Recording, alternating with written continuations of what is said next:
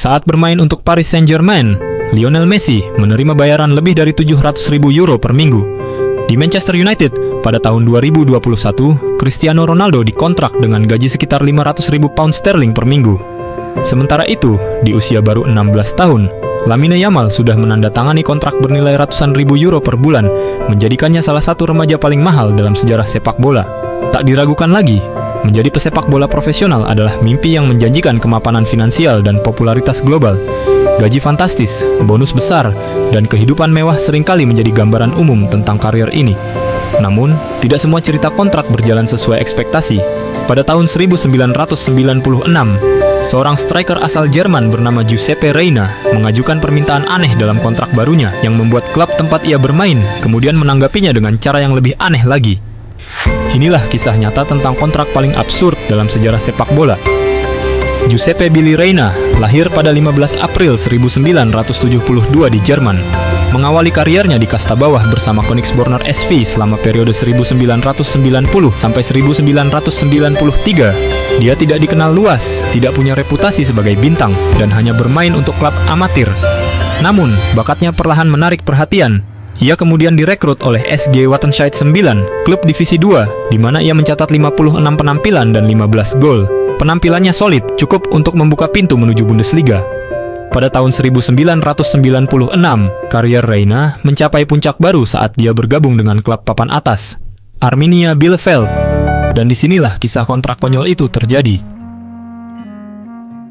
Arminia Bielefeld baru saja promosi ke Bundesliga di tahun 1996. Untuk memperkuat lini serang, staf pelatih menambahkan nama Giuseppe Billy Reina ke dalam daftar perekrutan.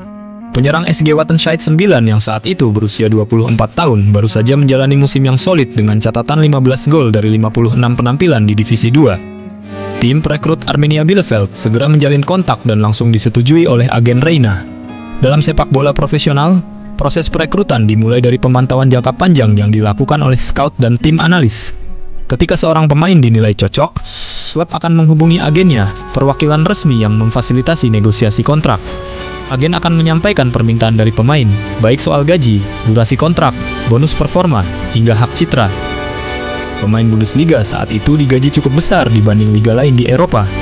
Meski belum mencapai angka astronomis seperti sekarang, kontrak Reina diperkirakan bernilai sekitar 300.000 hingga 400.000 Deutsche Mark per tahun.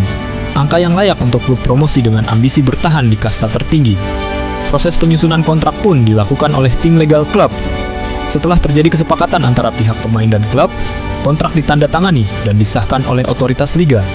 Namun, dalam kasus Giuseppe Reina, disinilah cerita menjadi menarik. Menurut beberapa sumber berbeda, dikisahkan bahwa dalam negosiasi kontraknya, Reina melalui agennya menyisipkan satu permintaan yang unik.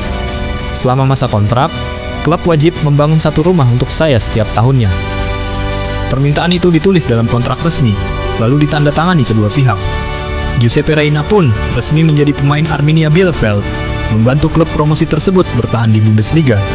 Meskipun dia tidak benar-benar menjadi bintang, keberadaannya cukup diakui oleh klub, sehingga dia dapat menjalani musim-musim kompetisi dengan normal. Namun, kekacauan kemudian terjadi menjelang akhir masa baktinya. Reina menanyakan kepada klub terkait rumah pribadi, yang seharusnya dia miliki sebanyak 3 rumah. Sesuai tahun kontraknya dari tahun 1996 sampai 1999. Dan apa yang terjadi kemudian benar-benar di luar dugaan. Pihak Arminia Bielefeld mengirimkan Reina 3 buah rumah Lego sebagai pemenuhan atas kontraknya.